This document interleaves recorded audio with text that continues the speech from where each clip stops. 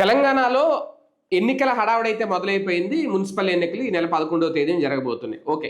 అయితే ఇక్కడ BRS versus లేదంటే కాంగ్రెసో లేదంటే కాంగ్రెస్ వర్సెస్ బీజేపీ ఏంటనేది ఎవరు వ్యూహాలు వాళ్ళతో ముందుకెళ్తారు. ఇదే నేపథ్యంలో ఎలాగో బీజేపీ, జనసేన కూటమిగా ఉన్నారు కాబట్టి ఆంధ్రప్రదేశ్‌లో పవన్ కళ్యాణ్ బీజేపీ తరపున ప్రచారానికి సిద్ధమవుతున్నారు అనేది. ఎందుకంటే నిన్న మొన్నటి వరకు కాంగ్రెస్ పార్టీకి ఎవరైతే ఇప్పుడు ముఖ్యమంత్రిగా ఉన్నారో రేవంత్ రెడ్డి, ఆయన నేను చెప్తే చంద్రబాబు నాయుడు గారు నా మాట విన్నారు, నీటి ప్రాజెక్టులు సైతం ఆపేసుకున్నారు నా వల్ల, ఇలాగ అంటే మా ఇద్దరి మధ్య మంచి అండర్స్టాండింగ్ ఉంది అని చెప్పుకుంటే, తాజాగా టీపీసీసీ చీఫ్గా ఉన్న మహేష్ గౌడ్ మాత్రం కొన్ని సంచలన వ్యాఖ్యలు చేశారు పవన్ కళ్యాణ్ గారి మీద.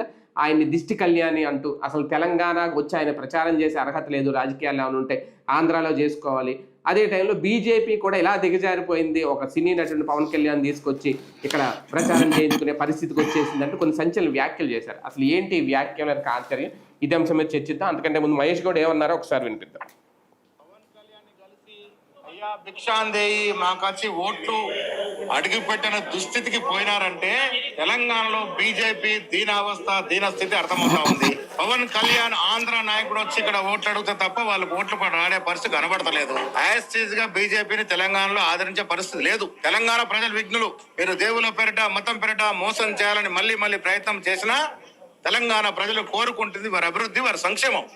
ఆ సంక్షేమ అభివృద్ధి కాంగ్రెస్ పార్టీ పరిపూర్ణంగా ఇస్తుంది కాబట్టి ఇవాళ 90% పైగా మున్సిపాలిటీ కాంగ్రెస్ చూస్తా ఉన్నాయి కాబట్టి ఆ భయంతో ఇలా పవన్ కళ్యాణ్ లాంటి సేనేతారుల్ని బీజేపీ నాయకులు పోయి అడుక్కునే పరిస్థితి వచ్చింది.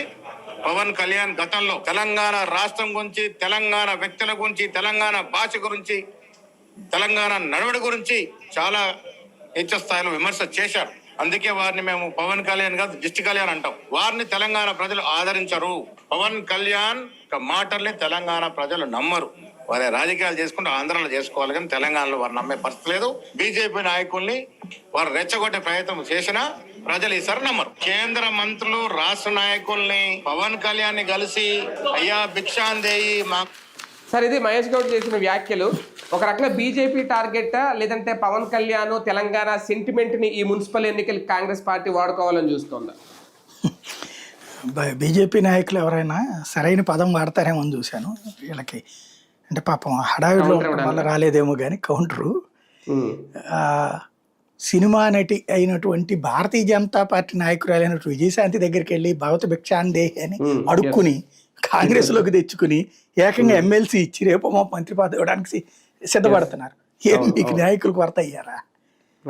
సినిమా నటే నేనే కదా తీసుకొచ్చుకుని పెట్టుకుంది.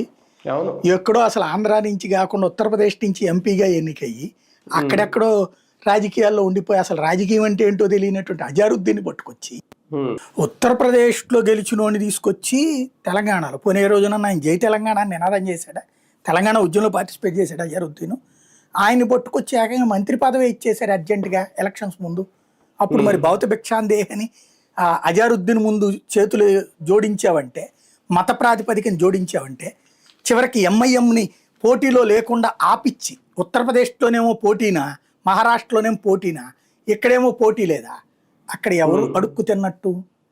అలాగే మరొక విచిత్రమైనటువంటి పరిస్థితి, కాంగ్రెస్ పార్టీలో గెలిపించే దమ్ము లేక, ఒక నాయకుడు లేక, తెలుగుదేశం పార్టీలో ఉన్నటువంటి నాయకుడిని బతిన్లాడుకుని తెచ్చుకుని వర్కింగ్ ప్రెసిడెంట్ ఇచ్చి అయినా ఓడిపోతే మళ్ళీ అధ్యక్షుడిగా ఇచ్చి ఆ తర్వాత గెలిస్తే అప్పుడు సీఎం పదవి కూడా ఇచ్చుకుని కాంగ్రెస్ పార్టీకి ఏం దిక్కుందని భౌత భిక్షాందేహం తెచ్చుకుని బయట పార్టీ వాడికి తెచ్చుకుని సీఎం పదవి ఇచ్చుకున్నారు కదా. మరి అంతకంటే దౌర్భాగ్యం ఇంకేమన్నా ఉందా? దాంతో పోల్చుకుంటే పవన్ కళ్యాణ్ ప్రచారానికే వస్తాడు, కాంగ్రెస్ పార్టీకి ప్రచారానికి బయట నుంచి తెచ్చుకోలేదా? రాహుల్ గాంధీ ఏమన్నా తెలంగాణ ఉద్యమకారుడా? సోనియా గాంధీ ఏమన్నా తెలంగాణ ఉద్యమకారినా? పైగా అనేక మంది చావడానికి కారణం వాళ్లే కదా. అనేక మంది ఎందుకు చనిపోయారు ఆ రోజున? వీళ్ళు ఆలస్యం చేయడం వల్లే కదా. 2004లో ఇస్తామని చెప్పిన వాళ్ళు ఎందుకు ఇవ్వాల? ఇవ్వకుండా మోసం చేయబట్టినే కదా ఆత్మహత్యలు చేసుకున్న అనేక మంది. చనిపోయిన తర్వాత ఇక చావులు ఎక్కువ అవుతున్నాయన్న పేరుతోనే కదా మీరు అనౌన్స్ చేసింది. ఆ రోజున కేసీఆర్ ఆమనిరాధ్యక్ష చేస్తేనే కదా మీరు అనౌన్స్ చేసింది. ఆ తర్వాత మళ్ళీ ఆపేశారు రాజకీయాల కోసం. ఆ తర్వాత మళ్ళీ ప్రజల నుంచి ఒత్తిడి పెరిగాక మళ్ళీ చావులు ఎక్కువ అయ్యాక అప్పుడు కదా ఇచ్చింది 14 ఎలక్షన్స్ ముందు. అది కూడా అంటే ఎవరు మోసం చేస్తున్నారు తెలంగాణ ప్రజల్ని? రెండవది పవన్ కళ్యాణ్, నా సిన్సియర్ అడ్వైజ్ కాంగ్రెస్ పార్టీకి ఏంటంటే ఆయన కెలకద్దు, కెలికితే నాశనం అయిపోతారు.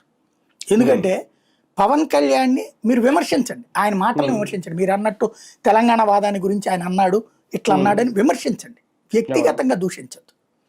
వ్యక్తిగతంగా దూషిస్తే తెలుగుదేశం 19లో మట్టి కొట్టుకుపోయింది, 24లో వైసీపీ మట్టి కొట్టుకుపోయింది. వ్యక్తిగత దోషాన్ని ప్రజలు అంగీకరించట్లేదు పవన్ విషయంలో. పవన్ని దేవుడుకొని కొలుస్తారు, అది వదిలేయండి. బట్ పవన్ కళ్యాణ్ సైద్ధాంతిక వ్యవస్థ మీద విమర్శించడం, you have that right. Pawan Kalyan విమర్శించడం అంటే పవన్ కళ్యాణ్ విధానాలు విమర్శించవచ్చు, సిద్ధాంతాలు విమర్శించవచ్చు, పార్టీ విధానాలు కూడా విమర్శించవచ్చు. కానీ వ్యక్తిగత దోషాలకు పాల్పడక్కర్లేదు, వ్యక్తిగత వివాదం సృష్టించక్కర్లేదు. నన్ను అడిగితే పవన్ జోలికి పోకుండా, పవన్ ప్రస్తావన లేకుండా మీ పని మీరు చేసుకుంటే సేఫ్. పవన్ని కెలికి పవన్ గురించి నెగిటివ్ ప్రచారానికి వెళ్తే మాత్రం దెబ్బతింటారు. కానీ ఒకటి సార్, అంటే కూటమిలో ఉన్నారు కాబట్టి టీడీపీ జనసేన ఇప్పుడు తెలంగాణలో ఈ ఎన్నికల్లో పోటీ చేయకుండా బీజేపీ కోసం ఏమన్నా త్యాగం చేశారా? అట్లేం లేదు. తెలుగుదేశం పార్టీని బీజేపీ ఏం అడగల. జనసేన పోటీ చేస్తోంది ఆల్రెడీ, నామినేషన్స్ వేశారు వాళ్ళు, నామినేషన్స్ వేశారు కదా వాళ్ళు. దానికి వీళ్ళు పదం కూడా ఏదో చెప్పారు కదా, ఫ్రెండ్లీ కాంపిటీషన్ అని. అంటే జనసేన గెలిచే చోట బీజేపీ డ్రాప్ అవ్వాలి, బీజేపీ గెలిచే చోట జనసేన డ్రాప్ అవ్వాలి. అది జరిగేది కాదు, చచ్చేది కాదు. వాస్తవంగా జనసేన బీజేపీతో పొత్తు ఆశించింది, బీజేపీ వద్దంది. ఇప్పుడు అది పెద్దదై ఉండేది నిజంగా పొత్తు పెట్టుకుంటే. అసెంబ్లీ ఎలక్షన్స్ లో బీజేపీని దెబ్బకొట్టిన రెండు అంశాలు, ఒకటి బండి సంజయ్ని తీయడం, రెండోది జనసేనతో పొత్తు పెట్టుకోవడం. ఎందుకంటే తెలంగాణ ప్రజలు ఇంకా ఆంధ్ర నాయకుల్ని యాక్సెప్ట్ చేయట్లా, ఆంధ్ర పార్టీల కిందనే చూస్తున్నారు జనసేన కానీ తెలుగుదేశాన్ని కానీ. బీజేపీని తెలంగాణ పార్టీగానే చూస్తున్నారు, తెలంగాణ కింద చూస్తున్నారు, ఆంధ్రాగానే చూస్తున్నారు జాతీయ పార్టీ కాబట్టి. కాంగ్రెస్ నైనా ఆంధ్ర, తెలంగాణ చూస్తారు. ప్రాంతీయ పార్టీల పరంగా చూసినప్పుడు బీఆర్ఎస్ని తెలంగాణ ఏరియా పార్టీ కింద చూస్తున్నారు. తెలుగుదేశాన్ని జనసేన చూడట్లేదు వాళ్ళు. తెలుగుదేశం జనసేనల్ని తెలంగాణ వ్యతిరేక పార్టీలుగానే చూస్తున్నారు, ఆంధ్ర పార్టీలుగానే చూస్తున్నారు. కాబట్టి దాన్ని యాక్సెప్ట్ చేయరు వాళ్ళు. అందుకని బీజేపీకి తెలుసు ఆ సంగతి, పొత్తు పెట్టుకోలేదు. ఇక తెలుగుదేశం అసలు అడిగిందా పోటీ చేస్తానందే? వాళ్ళు చెయ్యాలనుకుంటే ప్రచారం ఈ పార్టీకి సినిమా చూపించేసేవాళ్ళు మీడియాలో, సోషల్ మీడియాలో. వాళ్ళు ముందు నుంచి అసలు ఈసారి ప్రచారానికే అదే ఎలక్షన్ ప్రస్తావన కూడా తేలేదు, గుర్తుపెట్టుకోండి. గతంలో అయితే మా సత్తా ఏంటో చూపెడతా ఉన్నప్పుడు ఆయన పేరేంటి నోముల నరసింహయ్య చనిపోయినప్పుడు జరిగిన ఉప ఎన్నికల్లో కూడా పోటీ చేశారు వాళ్ళు, అనేక సార్లు పోటీ చేశారు వాళ్ళు. అంటే ఎవరి కోసం త్యాగం? రేవంత్ కోసమా? నా దృష్టిలో అయితే రేవంత్ కోసమే త్యాగం. ఎందుకంటే రేవంత్ రెడ్డిని టీడీపీ 2గా చూస్తున్నారు వాళ్ళు. టీడీపీ 2 రేవంత్ రెడ్డి వాళ్ళ దృష్టిలో. అట్లాంటి రేవంత్ రెడ్డిని ఇప్పుడు కనుక తెలుగుదేశం పోటీ చేస్తే కాంగ్రెస్ ఓటు డివైడ్ అవుతుంది, తెలుగుదేశం ఓటు బీజేపీకి పోయేదేం లేదు అక్కడ. అది పోయేటట్టయితే గనక మొన్న దీనికే జరిగి ఉండేది. ఇది పార్లమెంట్ ఎన్నికల్లో తెలుగుదేశం వాళ్ళు ఎవరికి చేశారు పోటీ ప్రచారం? బీజేపీకి కాదు, గుర్తుపెట్టుకోండి, టీడీపీ కాంగ్రెస్కి. గుర్తుంది కదా, జెండాలు పచ్చుకుని తిరిగింది ఎవరికి? 18లో కానీ 19లో కానీ. 19 ఎలక్షన్స్లో అప్పటికి 2 చోట్ల కలిపి జరుగుతున్నది, అక్కడ పార్లమెంటు, ఇక్కడ అసెంబ్లీకి. కాంగ్రెస్ కి సపోర్ట్ చేశారు అక్కడ, బీజేపీకి చేయలే. అసెంబ్లీ ఎలక్షన్స్ లో ఓపెన్ అక్కడ. తర్వాత పార్లమెంట్ ఎన్నికల్లో కూడా కాంగ్రెస్ కి సపోర్ట్ చేశారు కదా తెలుగుదేశం వాళ్ళు. ఇప్పటికి కూడా తుమ్మల నాగేశ్వరరావు కాంగ్రెస్ జెండా తెలుగుదేశం జెండా పట్టుకుని తిరుగుతున్నారు కదా వాళ్ళు. ఓపెన్ సీక్రెట్ అక్కడ. గెలిచాడు అక్కడ రేవంత్. ఇప్పుడు ఓ రకంగా రేవంత్ లో చంద్రబాబుని చూసుకుంటున్నారు, లోకేష్ చూసుకుంటున్నారు వాళ్ళు. అలాంటి చోట్లన చంద్రబాబు నాయుడుకి ఇష్టం లేదు అక్కడ. రేవంత్ మన మాట ఇదే మనిషి, రేవంత్కి మనం కొన్ని ఫేవర్ చేసి పెడితే మనకి ఇబ్బంది లేకుండా చూసుకుంటాడు అక్కడ. ఎందుకనే ఉద్దేశంతో వీళ్ళు రేవంత్కి కాంగ్రెస్కి సీట్లు తగ్గుతాయేమో వీళ్ళు పోటీ చేస్తే అని చేయట్లేదు. బీజేపీ ఎట్లాగో వీళ్ళని సపోర్ట్ అడగలేదు, ఎందుకంటే బీజేపీ ఓపెన్ సపోర్ట్ అడిగింది అనుకోండి, ఇప్పుడు పవన్ కళ్యాణ్ లాగా బీజేపీకి పెద్ద మైనస్ అవుతుంది. దాన్ని అడ్డు పెట్టుకుని కాంగ్రెస్ సినిమా చూపెడుతుంది. అప్పుడు రేవంత్ కూడా అడ్డం తిరుగుతాడు, మీరు తెలుగుదేశం ఎట్లా అనేసి. కాబట్టి నడుస్తుంది అక్కడ. అంటే ఒకటి సార్, బీఆర్ఎస్ వ్యతిరేక ఓటు ఎలాగా కాంగ్రెస్కి వస్తుంది, ఎలాగ తెలుగుదేశం పార్టీ కూడా అక్కడ పోటీ చేయట్లేదు అనేదేమో కాంగ్రెస్లో ఉన్న. బీజేపీని చూసి భయపడుతున్నారా? ఒకప్పుడు ఎక్కడో ఉందలే బీజేపీ అనుకునే పరిస్థితి నుంచి బీజేపీ ఉంది జాగ్రత్త అనే పరిస్థితికి ఇప్పుడు తెలంగాణలో కాంగ్రెస్ వచ్చిందా? అంటే ఉత్తర తెలంగాణలో బీజేపీ కొంత చాలా బలంగా ఉంది. ఈవెన్ మొన్న స్థానిక ఎన్నికల్లో కూడా గట్టిగానే కొట్టారు అక్కడ. ఏది పెద్దగా ఏది వ్యూహాలు లేకపోయినా GHMC ఎన్నికల్లో అప్పుడు కదా కాదు ఉత్తర తెలంగాణలో మొన్న జరిగిన స్థానిక సర్పంచుల ఎన్నికలు జరిగినాయి కదా. ఓకే సర్పంచ్ టోటల్ గా 750 గెలిచింది. అంత ముందు హైయెస్ట్ 250 ఎంతో, మన 750 గెలిచింది. అయితే ఓవరాల్ గా వీళ్ళతో కంపేర్ చేస్తే పోటీలో లేదు అది నిజంగా చెప్పాలి. కానీ ఆ సక్సెస్ సాధించింది ఆ నిర్మల్ కావచ్చు, కరీంనగర్, నిజామాబాద్ అట్లాంటి చోట్ల. ఇప్పుడు కూడా ఈ ట్రిప్ ఏమైపోయిందంటే పార్లమెంట్ ఎన్నికలలో 8 సీట్లు సాధించినటువంటి బీజేపీకి కాస్త పట్టణ ప్రాంతాల్లో పట్టు ఎక్కువ ఉంటుంది. పట్టణ ప్రాంతాల్లో ఇది సాధించే సీట్లు కాంగ్రెస్కే మైనస్, బీఆర్ఎస్ ఏరియాలో కంటే కూడా కాంగ్రెస్కి మైనస్. ఇప్పుడు కూడా 50 ఎన్నో టార్గెట్ పెట్టుకున్నారంట అంతే కదా బీజేపీ మున్సిపల్ ఎన్నికలు. వాళ్ళు ఏ టార్గెట్ పెట్టుకోరండి. నిజంగా అంత పక్కా ప్లాన్తో ఉంటే బాగానే ఉండును అసలు బీజేపీకి. ఇప్పుడు ఏమక్కర్లా, 8 మంది పార్లమెంట్ సభ్యులు ఉన్నారు, 8 మంది ఎమ్మెల్యేలు ఉన్నారు. వాళ్ళ నియోజకవర్గాల పరిధిలోని మున్సిపాలిటీలు గెలవాలని పెట్టుకుంటే చాలు, ఇంకేమక్కర్లా. మొన్న అట్లాగా ఆ చేసుంటే 8+8 16 ఏరియాల్లో 1600 కార్పొరేషన్ 1600 సర్పంచ్లు గెలవలేరా? అక్కడ ఏంటంటే సమన్వయ లోపం ఉంది. ఇగో క్లాషెస్ ని అధిష్టానం సరి చేయట్లేదు. రామచంద్రరావు గారి మాట వినే పరిస్థితుల్లో వాళ్ళు లేరు. బండి సంజయ్కి ఈటెల రాజేందర్కి మధ్య మనస్పర్ధలు అట్లాగే ఉన్నాయి. కిషన్ రెడ్డి కూల్గానే వెళ్ళిపోతున్నాడు, ఇంతకు ముందు అంత యాక్టివ్గా లేడు. అదే సందర్భంలో రామచంద్రరావు అందరినీ సమన్వయం చేయలేకపోతున్నారు. విశ్వేశ్వర రెడ్డి అరవింద్ కాస్త అటు ఇటుగా ఉంటాడు, పార్టీ పట్ల విధేయతతో ఉంటుంది, నాయకత్వం పట్ల చిరాగ్గా ఉంటాడు, రాష్ట్ర నాయకత్వం పట్ల. డీకే అరుణ పూర్తిగా మమేకమయ్యలేకపోతుంది. కాంగ్రెస్ నుంచి వచ్చిన ఆవిడకి బీజేపీలో ఆ తరహా ట్రీట్మెంట్ దొరకదు. ఇట్లా ఎవరి తెప్పలు వాళ్ళకు ఉన్నాయి అక్కడ. అంటే సమన్వయ లోపాలు అయితే కనబడుతున్నాయి తెలంగాణ. ఖచ్చితంగా దాన్ని ఇప్పుడు సరిచేయడానికి సీరియస్ ప్రయత్నం చేస్తున్నారు. పాప మొన్న కూడా స్థానిక ఎన్నికల్లో అందరినీ కలిపి కూర్చోబెట్టి ర్యాలీలు కూడా చేశాడు కదా రామచంద్రరావు గారు. ఇప్పుడు సీరియస్ గా ఎఫర్ట్ పెట్టాల్సింది అటు బీజేపీతో పాటుగా అనుబంధ సంస్థల అందరినీ బతిలాడుకుని మాట్లాడుకుని పిలుచుకోవాలి. అది చేస్తే వర్కౌట్ అవుతుంది. హిందూ సంఘాల వాళ్ళందరినీ పెట్టుకుని అది చేస్తున్నట్టు కనిపించట్లేదు ఇంకా. కానీ ఈ మున్సిపల్ ఎన్నికలు ఫలితాలు రేపొద్దున్న ఇవి ప్రభావం చూపిస్తాయా? ఇవే రేపొద్దున్న ఖచ్చితంగా. ఇప్పుడు అసెంబ్లీ ఎలక్షన్స్ లో బీఆర్ఎస్ వర్సెస్ కాంగ్రెస్ నడిచింది.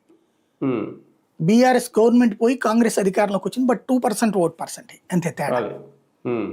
అదే సందర్భంలో తర్వాత జరిగినటువంటి ఉప ఎన్నికలన్నిట్లలో కూడా అదే తర్వాత జరిగిన పార్లమెంట్ ఎన్నికల్లో బీఆర్ఎస్ తుడుచుకుపోయింది. 8+8+1 అంతే కదా. 8 BRS, 8 Congress, 8 BJP, 1 MIM. There is no BRS.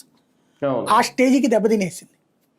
అలాంటి బీఆర్ఎస్ ని ఇప్పుడు ఏం చేసి ఆ తర్వాత జరిగిన ఉప ఎన్నికల్లో మళ్ళీ బీఆర్ఎస్ సెకండ్ ప్లేస్కి వచ్చింది, బీజేపీ డిపాజిట్లు కోల్పోయింది. 8 పార్లమెంటు స్థానాలు సాధించుకున్న బీజేపీ అక్కడ దెబ్బతింది.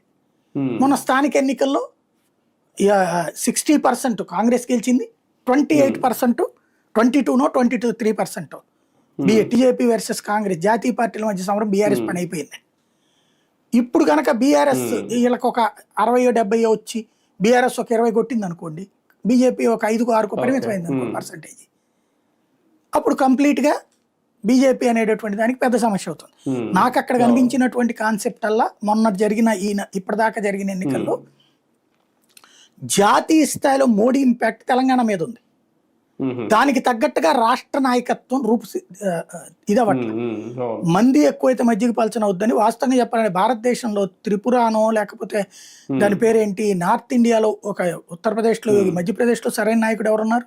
ఉన్నోళ్లలో నాయకుని తయారు చేశారు. రాజస్థాన్లో సరైన నాయకుడు ఎవరున్నారు? వసుంధరా సింధియా తర్వాత ఛత్తీస్గఢ్లో ఎవరున్నారు? ఇట్లా లేని చోటన ఉన్నోళ్లలో ఎవరో ఒక నాయకుడిని సెట్ చేశారు అక్కడ. కానీ అనేక మంది నాయకులు ఉన్నటువంటి పార్టీ తెలంగాణలో బీజేపీ, ఆంధ్రాలో కూడా మంచి నాయకులు ఉన్నారు, లీడర్షిప్ చేయగలిగే నాయకులు ఉన్న సుదీర్ఘ అనుభవం ఉన్న నాయకులు ఉన్నారు. కానీ వీళ్ళకి మధ్యన సమన్వయ లోపం, వీళ్ళల్లో ఎవరో ఒకళ్ళని లీడ్ చేసి మిగతా వాళ్ళని వెనకాల నడిపించేందుకు అధినాయకత్వం సిద్ధపడకపోవడంతో మైనస్ అవుతుంది. అది ఇప్పుడు పరీక్ష.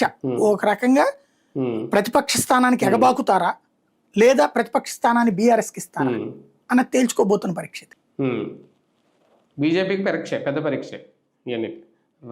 రైట్ చూద్దాం. నిజంగా పవన్ కళ్యాణ్ గారు వెళ్ళి ప్రచారం అయితే జరుగుద్ది, అందులో నో డౌట్. కాకపోతే ముందుగా కాంగ్రెస్ చేస్తున్న విమర్శలు రేపొద్దున్న పవన్ కళ్యాణ్ గారి ప్రచారంలో ఎంతవరకు ఎఫెక్ట్ చూపిస్తాయి, బీజేపీకి కలిసి వస్తాయి లేదా మున్సిపల్ ఎన్నికల ఫలితాల తర్వాత అక్కడ రాజకీయ పరిణామాలు ఎలాంటి మార్పులు వస్తాయి, ఇవన్నీ వేచి చూడాల్సిన అంశం.